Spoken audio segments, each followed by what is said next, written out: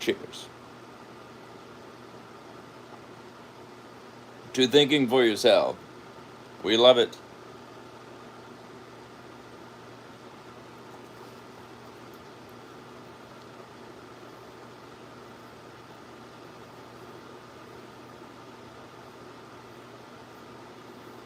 Come on now.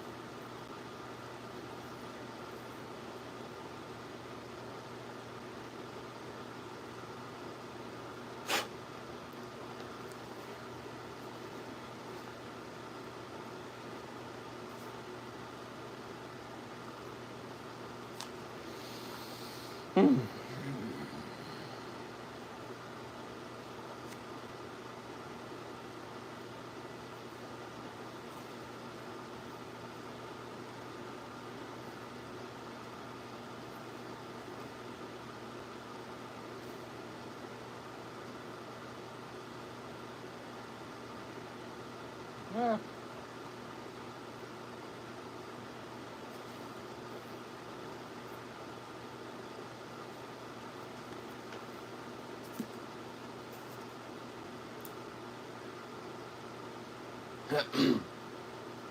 Where are we at? Ford wished that a flying saucer would arrive soon because he knew how to flag flying saucers down and get lifts from them. He knew how to see the marvels of the universe for less than $30 altarian a day. In fact, Ford Prefect was a roving researcher that wholly remarkable book, The Hitchhiker's Guide to the Galaxy.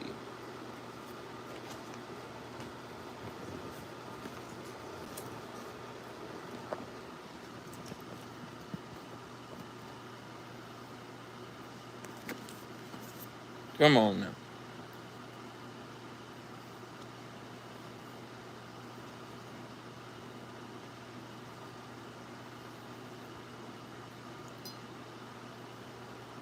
Oh, hello. I'm about to be reading. Howdy, JP. I'm reading this book. Human beings are great adapters, and by lunchtime, life in the environs of Arthur's house had settled into a steady routine. It was Arthur's accepted role to lie squelching in the mud, making occasional demands to see his lawyer, his mother, or a good book. It was Mr. Prosser's accepted role to tackle Arthur with the occasional new ploy, such as the For the Public Good talk, or the March of Progress talk, the They knocked my house down once you know, never looked back talk, and various other cajoleries and threats. I like your glasses. Thank you. I've had them since I was 14. How did I do that? I have no idea.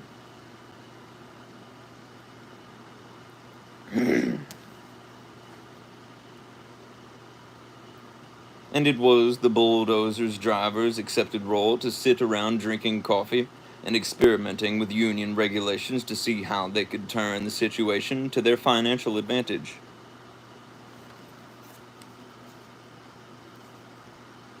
I do what I want. I don't know how you say that. What kind of work do you do? That's a long story. And so is this, apparently. Look at all my links in my bio. It might be overwhelming for you. But if not, then you probably think for yourself. Sounds good.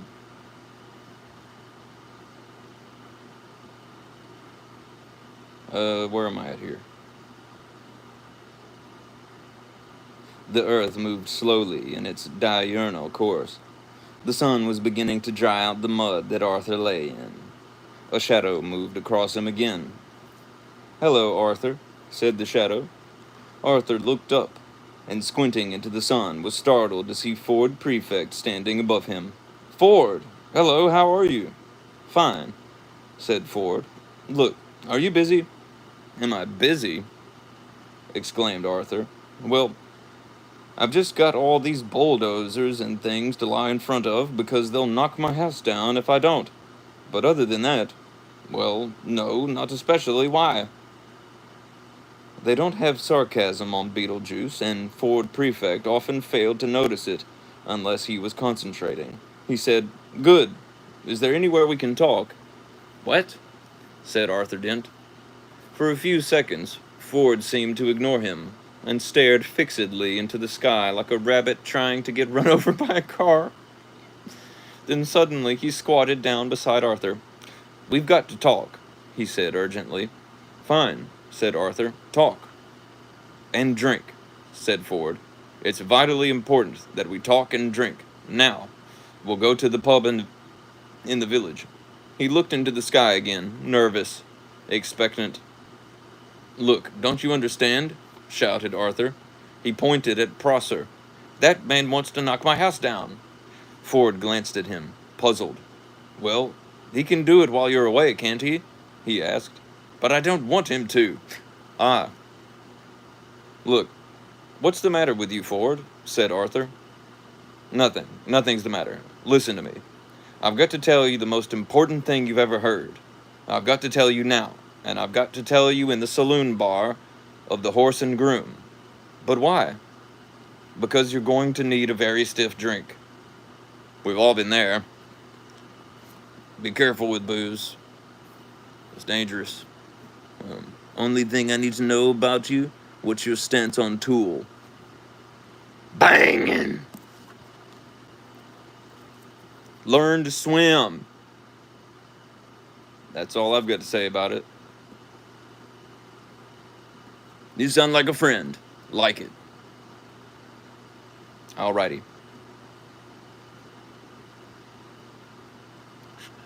Where am I at?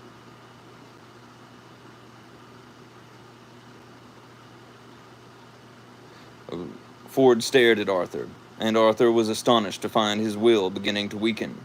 He didn't realize that this was because of an old drinking game that Ford learned to play in the hyperspace ports that served the Madronite mining belts in the star system of Orion Beta. The game was not unlike the Earth game called Indian Wrestling, and was played like this. Two contestants would sit either side of the table, with a glass in front of each of them.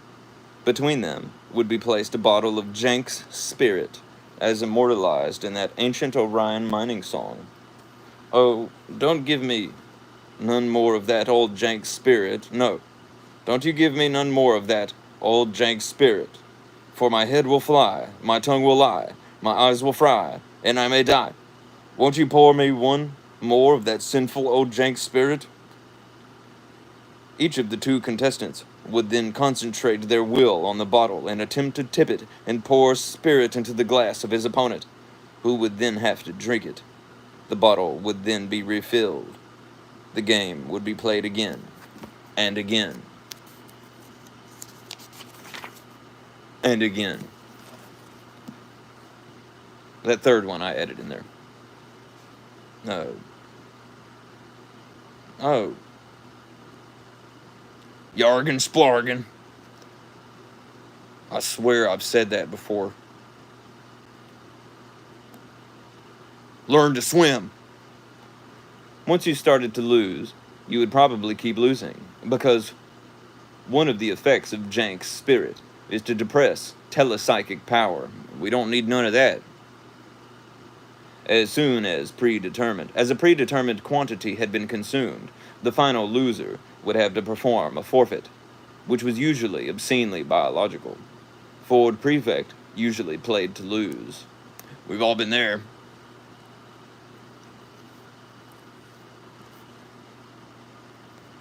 You know, I don't even know if anybody's here watching.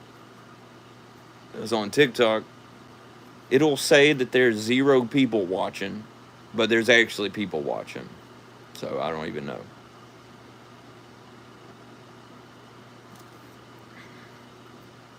Splargen. I have absolutely said that before.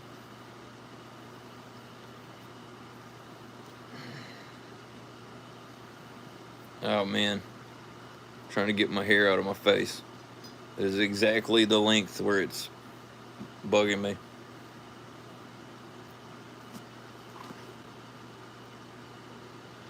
Ford stared at Arthur, who began to think that perhaps he did want to go to the horse and groom after all. "But what about my house?" he asked plaintively. Ford looked across to Mr. Prosser, and suddenly a wicked thought struck him. "He wants to knock your house down?" "Yes, he wants to build—" "And he can't because you're lying in front of his bulldozer?" "Yes, and—" "I'm sure we can come to some arrangement," said Ford. "Excuse me?" he shouted. "Excuse me," he shouted. Mr. Prosser, who was arguing with the spokesman for the bulldozer drivers about whether or not Arthur Dent constituted a mental health hazard, and how much they should get paid if he did, looked around. He was surprised and slightly alarmed. Am I reading too fast? I can read really fast.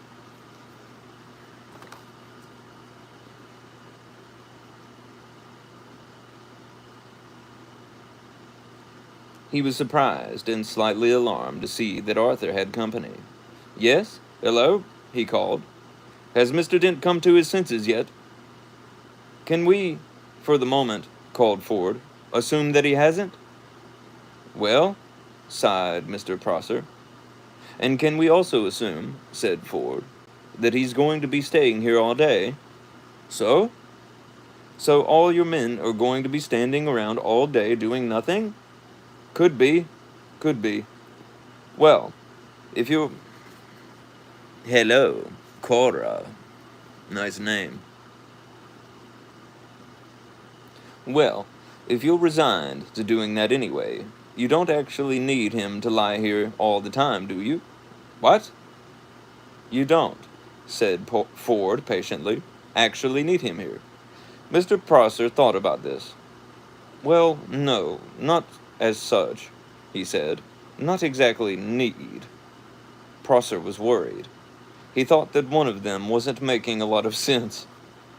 Ford said, "So, if you would just like to take it as read that he's actually here, then he and I could slip off down to the pub for half an hour. How does that sound?" Mr. Prosser thought it sounded perfectly potty.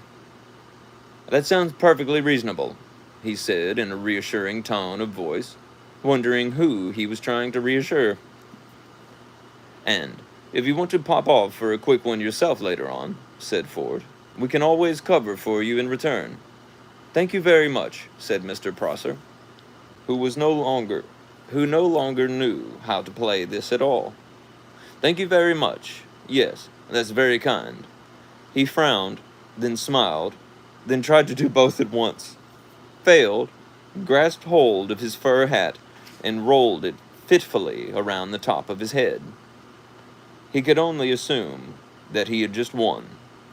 "So," continued Ford Prefect, "if you would just like to come over here and lie down." "What?" said Mr. Prosser.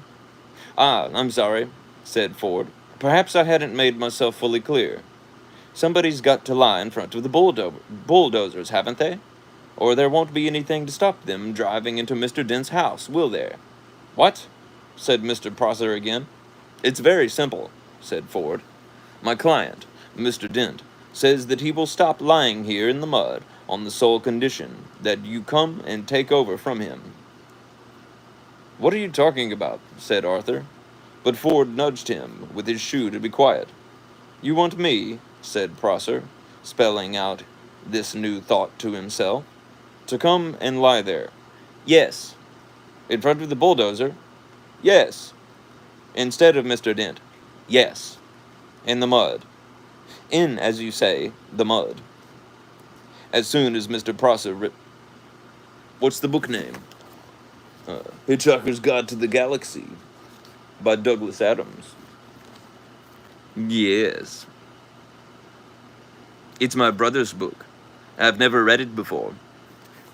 And it's strangely reminiscent of who I am, as a matter of fact.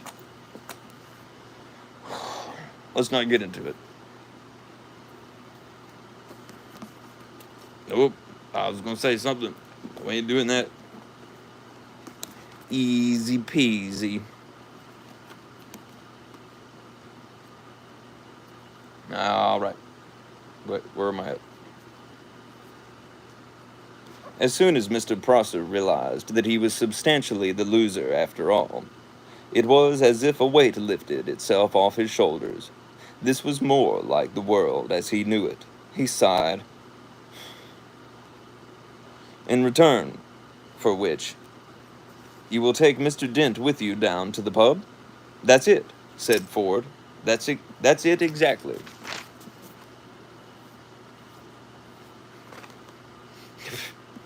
Dog hair.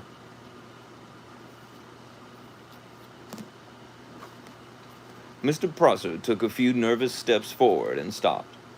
Promise? He said. Promise, said Ford. He turned to Arthur. Come on, he said to him. Get up and let the man lie down. Arthur stood up, feeling as if he was in a dream. Ford beckoned to Prosser, who sadly, awkwardly, sat down in the mud.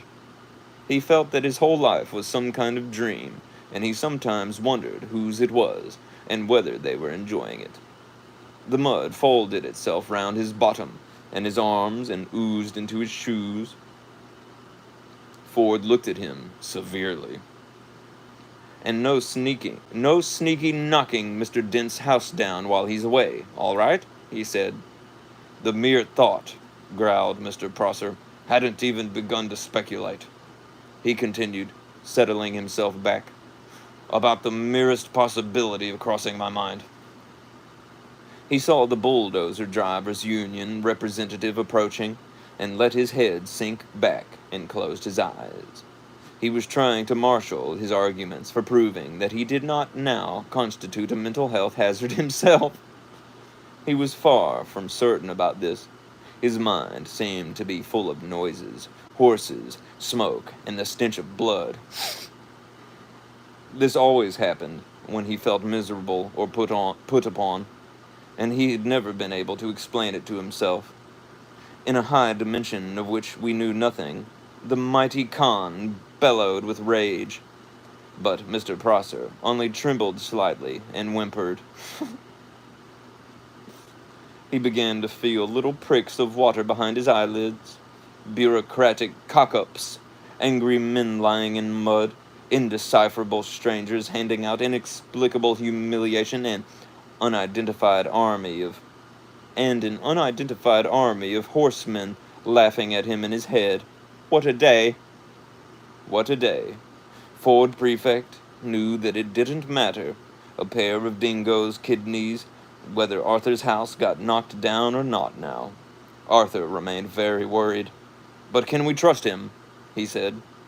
Myself, I'd trust him to the end of the earth, said Ford.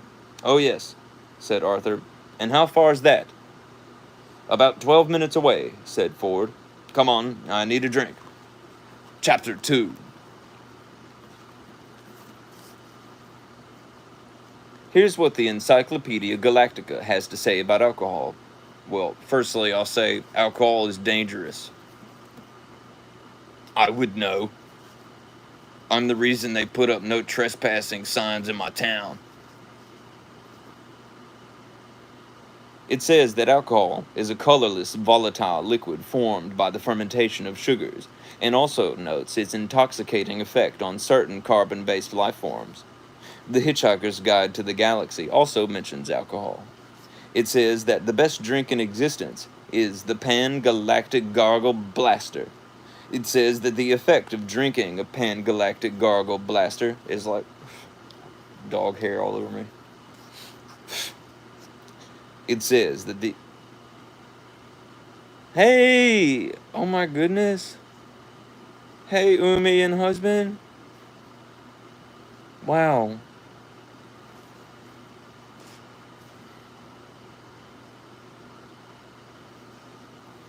Amazing.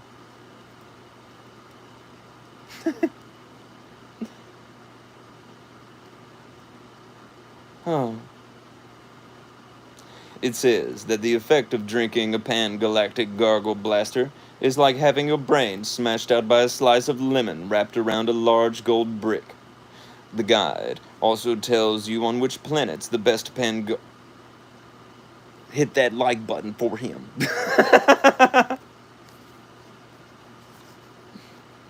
Oh, I'm focused. I'm focused. Oh. The guide also tells you on which planets the best pan-galactic gargle blasters are mixed, how much you can expect to pay for one, and what voluntary organizations exist to help you rehabilitate afterward. The guide even tells you how you can mix one yourself. Take the juice from one bottle of the old Jenks spirit, it says. Pour into it 1 measure of water from the seas of Centragenous V. Oh, that Centragenian seawater, it says. Oh, those Centragenian fish. Allow 3 cubes of Arcturian megagin to melt into the mixture. It must be properly iced, or the benzene is lost. Allow 4 liters of Fallian marsh gas to bubble through it, in memory of all those happy bikers who have died of pleasure in the marshes of Fallia. Over the back of a silver spoon float a measure of qualactin hypermint extract, redolent of all the heady odors of the dark qualactin zones, subtle, sweet, and mystic. Drop in the tooth of an Algolian sun tiger. Watch it dissolve, spreading the fires of the Algolian suns deep into the heart of the drink. Sprinkle Zamphor. Add an olive. Drink, but very carefully. The Hitchhiker's Guide to the Galaxy sells rather better than the Encyclopedia Galactica. 6 pints of bitter, said Ford Prefect to the barman of the Horse and Groom. And quickly, please. The world's about to end. The barman of the Horse and Groom didn't deserve this sort of treatment. He was a dignified old man. He pushed his glasses up his nose and blinked at Ford Prefect. Ford ignored him and stared out the window. So the barman looked instead at Arthur, who shrugged helplessly and said nothing. So the barman said, "Oh yes, sir, nice weather for it," and started pulling pints. He tried again. "Going to watch the match this afternoon, then?" Ford glanced round at him. "No point," he said, and looked back out the window. "What's that? Foregone conclusion, then, you reckon, sir?" said the barman. "Arsenal without a chance?" No, said Ford. "It's just that the world's about to end." "Oh, yes, sir, so you said," said the barman, looking over his glasses this time at Arthur. "Lucky escape for Arsenal, if it did." Ford looked back at him, genuinely surprised. "No, not really," he said. He frowned. The barman breathed in heavily. "There you are, sir, 6 pints," he said. Arthur smiled at him wanly and shrugged again. He turned and smiled wanly at the rest of the pub, just in case any of them had heard what was going on. None of them had, and none of them could understand what he was smiling at them for. A man sitting next to Ford at the bar looked at the 2 men, looked at the 6 pints, did a swift burst of mental arithmetic, arrived at an answer he liked, and grinned a stupid, hopeful grin at them. "Get off," said Ford. "They're ours," giving him a look that would have made an Algolian sun tiger get on with what he was doing. Ford slapped a 5-pound note on the bar. He said, "Keep the change." "What, from a fiver? Thank you, sir. You've got 10 minutes left to spend it." The barman decided simply to walk away for a bit. "We've all been there."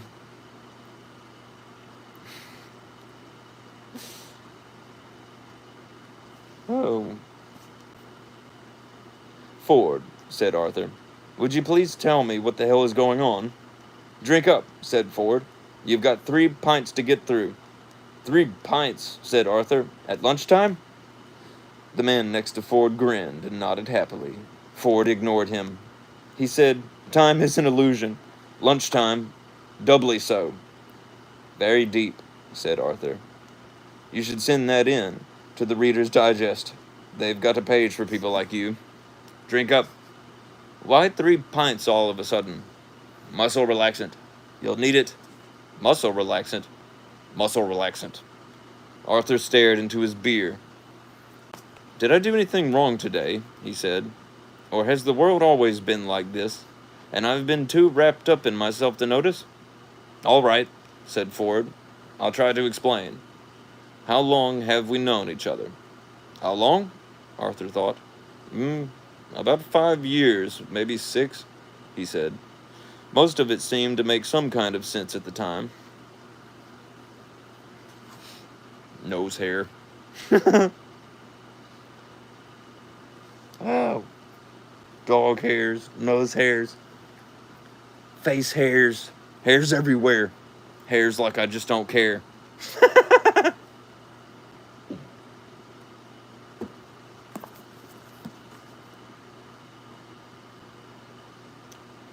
Ah. "All right," said Ford. How would you react if I said that I'm not from Guilford after all, but from a small planet somewhere in the vicinity of Beetlejuice?" Arthur shrugged in a so-so sort of way. "I don't know," he said, taking a pull of beer. "Why, do you think it's the sort of thing you're likely to say?" Ford gave up. "It circus cult. Oh, good night, Cora. Sleep tight. Best of dreams. Yo, Lord Hayes. Sorry your old channel got deleted. Glad you're still making videos. Thank you. It's probably for the best. There was some scary stuff in there. No big deal. Happens all the time." And thank you very much. Let's see here.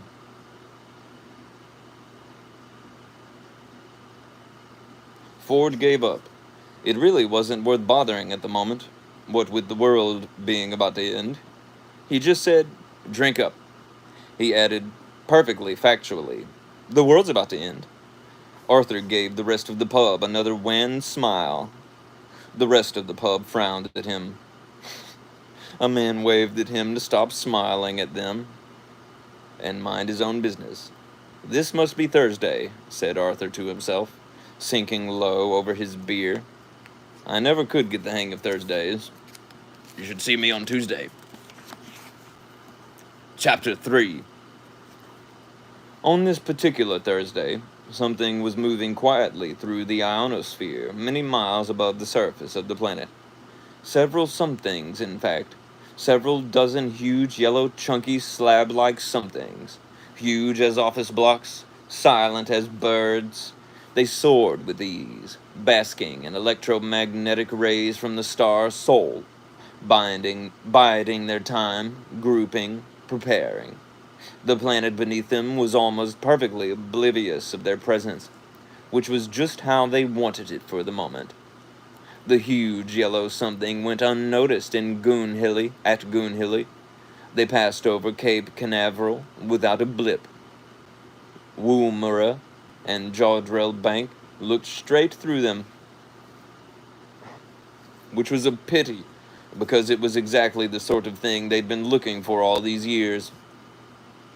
The only place they registered at all was on a small black device called a sub-ether sensomatic, which winked away quietly to itself. It nestled in the darkness inside a leather satchel, which Ford Prefect habitually wore slung around his neck. The contents of Ford Prefect's satchel were quite interesting, in fact, and would have made any Earth physicist's eyes pop out of his head, which is why he always concealed them by keeping a couple of dog-eared scripts for plays he pretended he was auditioning for stuffed in the top. Besides, the sub-ether sensomatic and the scripts he had an electronic thumb,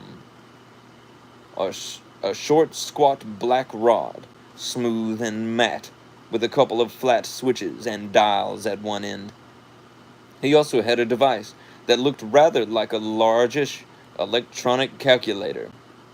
This had about 100 tiny flat press buttons and a screen about 4 inches square on which any one of 1,000,000 pages could be summoned at a moment's notice. It looked insanely complicated, and this was one of the reasons why the snug plastic cover it fitted into had the words "Don't Panic" printed on it in large friendly letters. The reason was that this device was in fact the most remarkable of all books ever to come out of the great publishing corporations of Ursa Minor, The Hitchhiker's Guide to the Galaxy.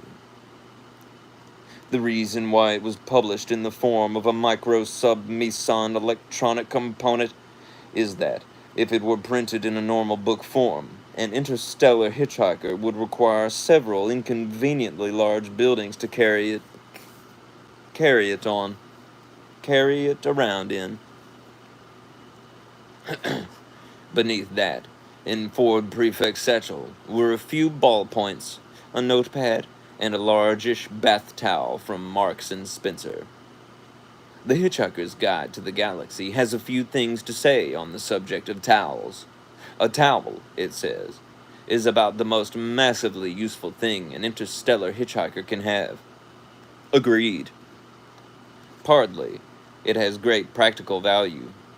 You can wrap it around you for warmth as you bound across the cold moons of Jaglin Beta.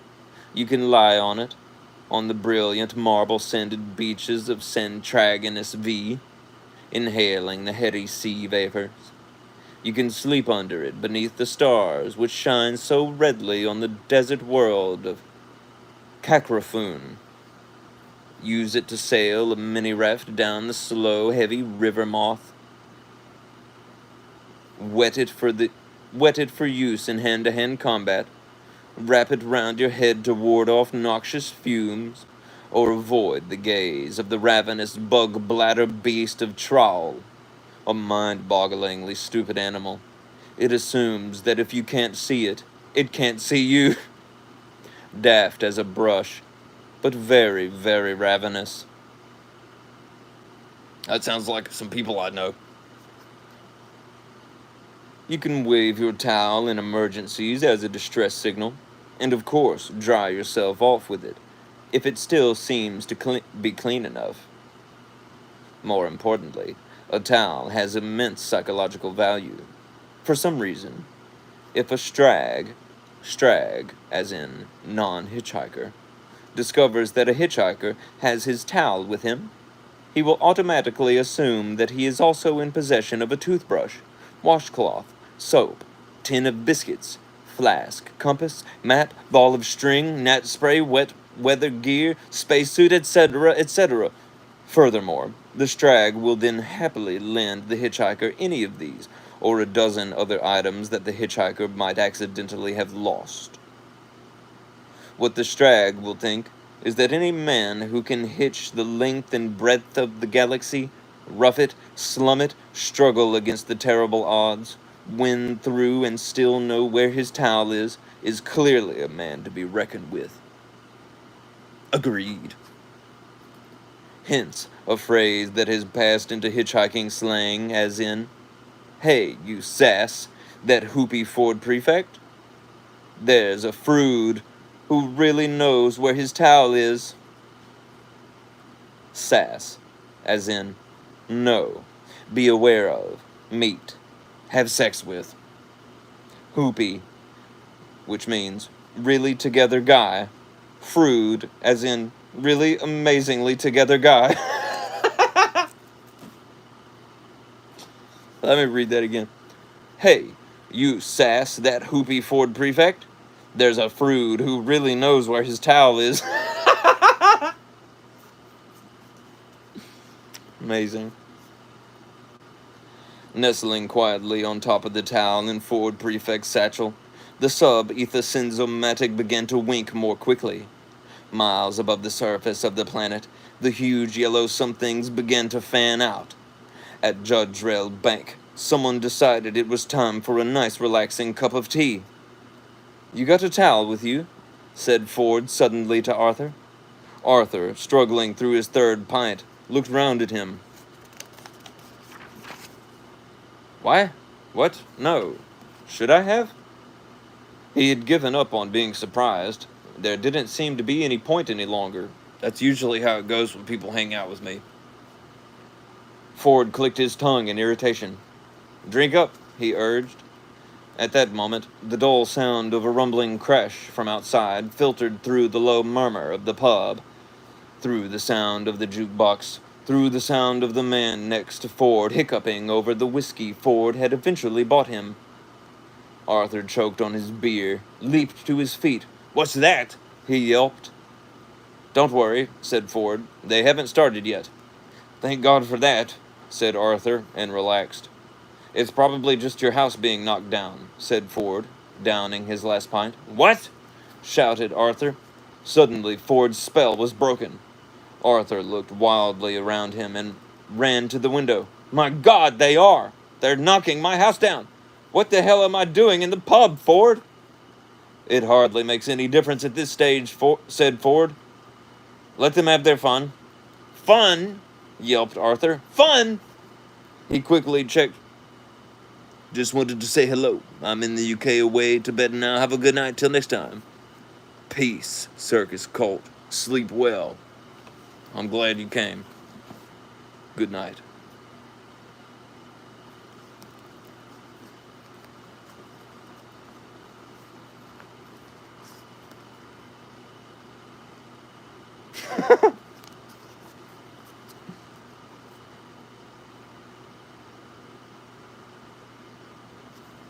Wonder what time it is there.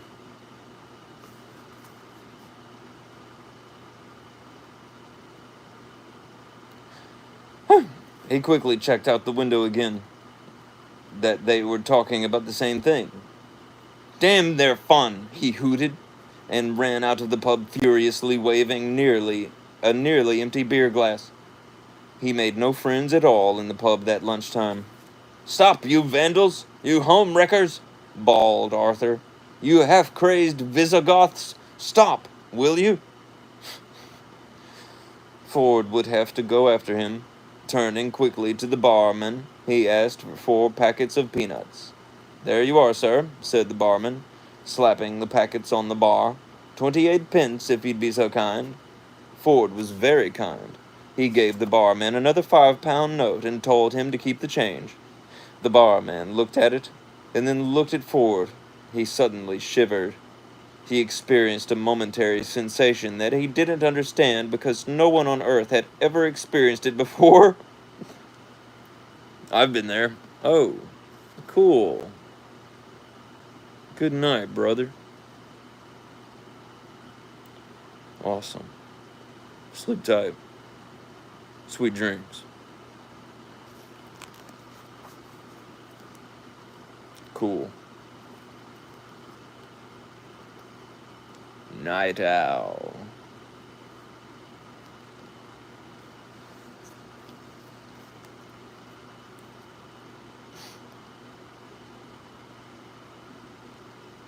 In moments of great stress, every life form that exists gives out a tiny subliminal signal. This signal simply communicates an exact and almost pathetic sense of how far that being is from the place of his birth. On Earth, it is never possible to be farther than 6,000 miles from your birthplace, which damn, that's interesting. Oh, 16,000 miles.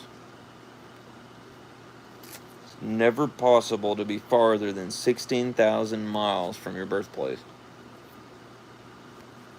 That's fascinating. Which really isn't very far.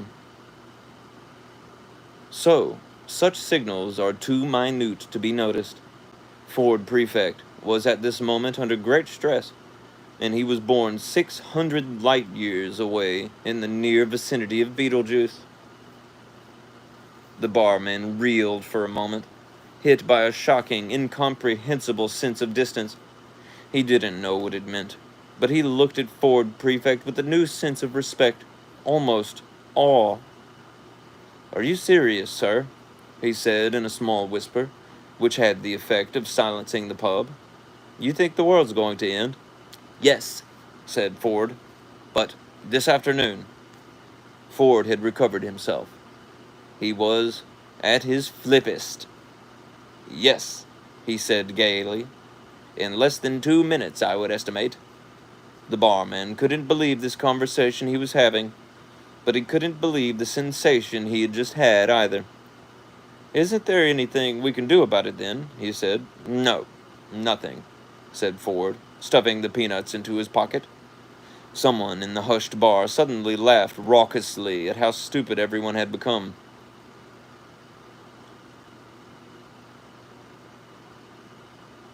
The man sitting next to Ford was a bit sozzled by now. His eyes weaved their way up to Ford. "I thought," he said, "that if the world was going to end, we were meant to lie down or put a paper bag over our head or something." "If you like, yes," said Ford. "That's what they told us in the army," said the man, and his eyes began the long trek back toward his whiskey. "Will that help?" asked the barman. "No," said Ford, and gave him a friendly smile. "Excuse me," he said. "I've got to go."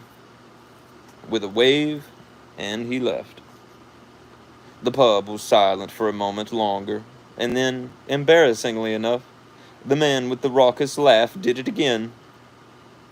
The girl he had dragged along to the pub with him had grown to loathe him dearly over the last hour, and it would probably have been a great satisfaction to her to know that in a minute and a half or so he would suddenly evaporate into a whiff of hydrogen, ozone, and carbon monoxide.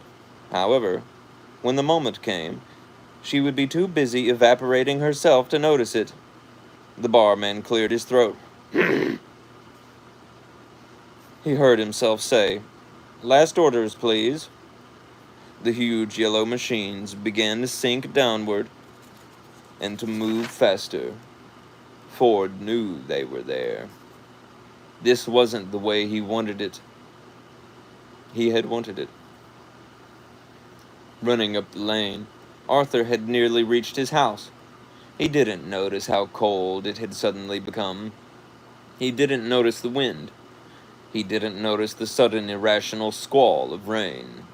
He didn't notice anything but the caterpillar bulldozers crawling over the rubble that had been his home. "You barbarians!" he yelled. "I'll sue the council for every penny it's got.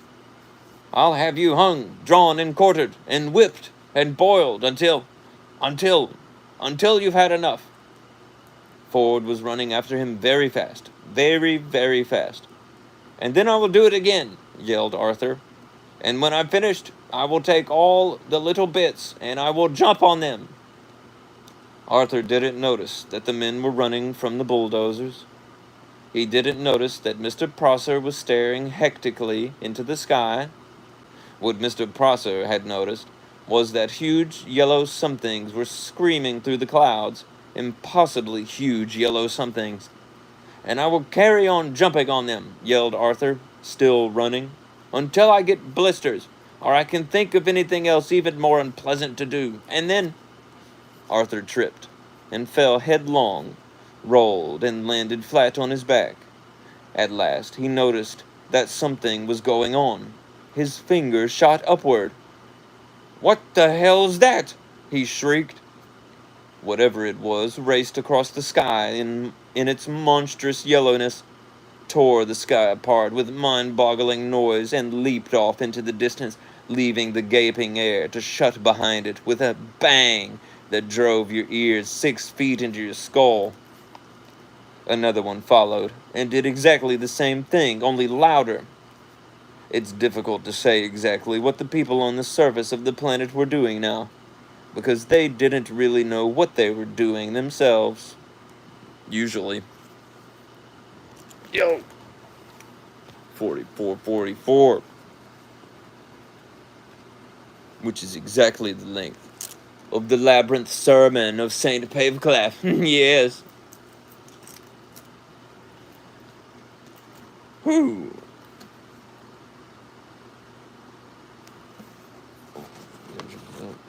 I will finish this chapter.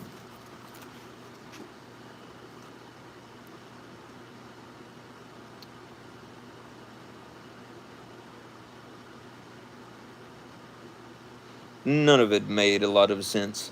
Running into houses, running out of houses, howling noiselessly at the noise.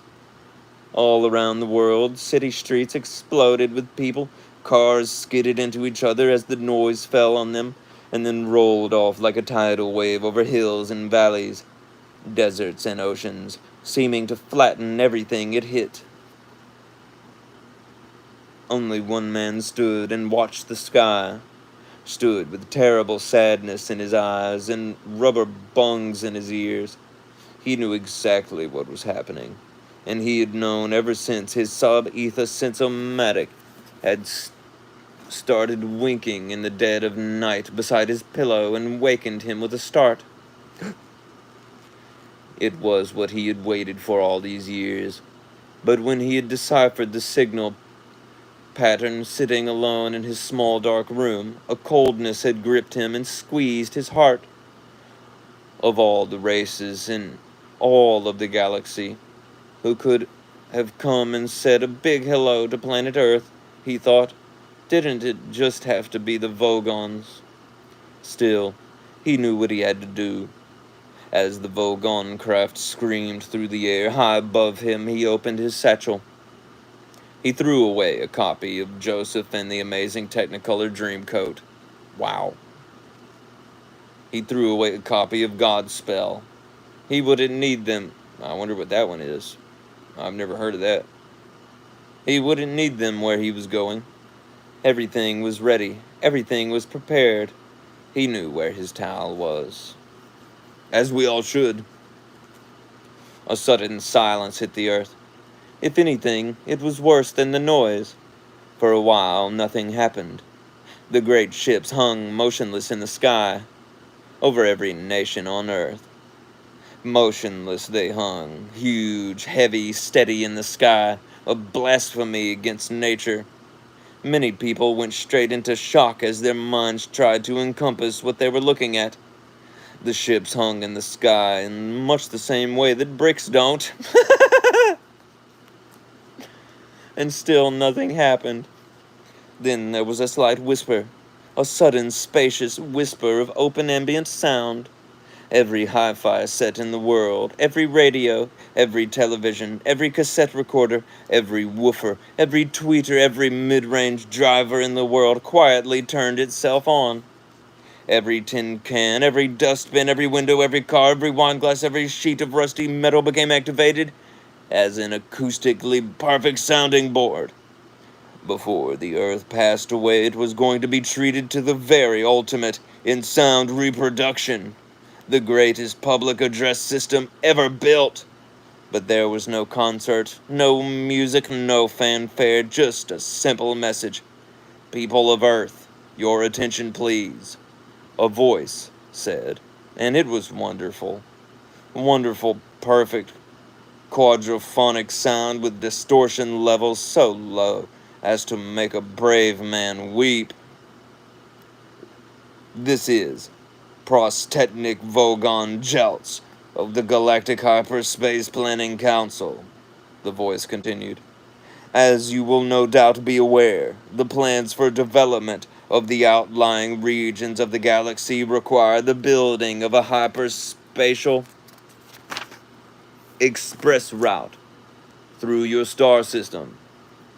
And regrettably, your planet is one of those scheduled for demolition. The process will take slightly less than 2 of your Earth minutes. Thank you.